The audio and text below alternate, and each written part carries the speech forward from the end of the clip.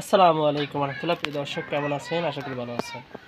প্রিয় দর্শক, সেলের পরকীয়া ঠেকাতে বিমানে বোমা থাকার ভুয়া তথ্য দেন মা, র্যাব মহাপরিচালক। নিজস্ব প্রতিবেদক, ঢাকা, 12 জুলাই 2025, 4টা 4-এ এই প্রতিবেদনটি প্রকাশিত হয়েছে। প্রিয় দর্শক, পরকীয়া প্রেমিককে সঙ্গে নিয়ে উড়োজাহাজ করে সেলের কাঠমান্ডু যাওয়া আটকাতে বোমা থাকার ভুয়া তথ্য জানান সেই ছেলেটির মা।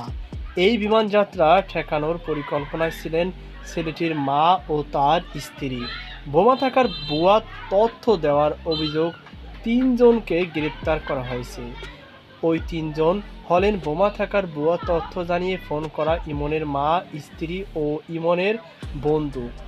শনিবার রাজধানীর কারওয়ান বাজারে র্যাবের মিডিয়া সেন্টারে এক সংবাদ সম্মেলনে এসব তথ্য জানান র্যাবের মহাপরিচালক AKM শহীদুর রহমান।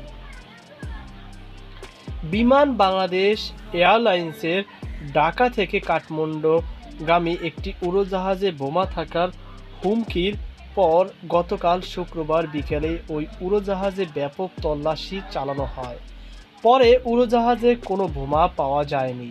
উড়োজাহাজটি নিরাপদে কাঠমান্ডুর উদ্দেশ্যে ছেড়ে যায়। এই ব্যাপারে সংবাদ সম্মেলনে র্যাবের মহাপরিচালক বলেন, ইমন নামের এক ব্যক্তি পরকীয়া প্রেমিকের সঙ্গে বাংলাদেশের বিমানের একটি এয়ারলাইন্স করে ঢাকা থেকে নেপালে যাচ্ছিলেন। এটি ইমনের মা এবং তার স্ত্রী জানতে পারেন।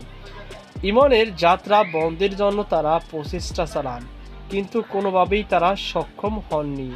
তখন ইমনের আরেকজন বন্ধু ইমরান পরামর্শ দেয়, যদি বিমানের এয়ার ট্রাফিক কন্ট্রোলারকে জানানো হয় তাহলে হয়তো বিমানের যাত্রাটি বন্ধ হবে।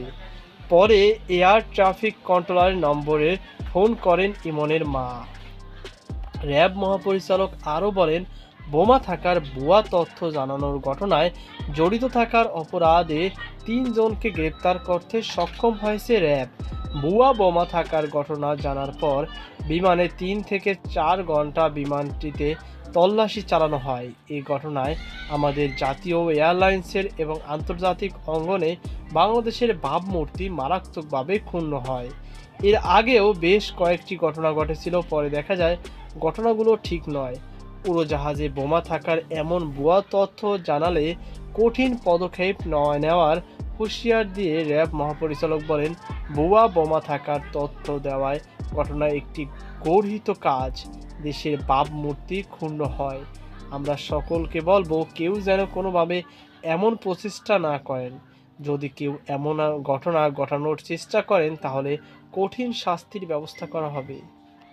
তো প্রিয় দর্শক, এই ছিল আমার সর্বশেষ আপডেট। সকল আল্লাহ হাফেজ। আল্লাহ হাফেজ।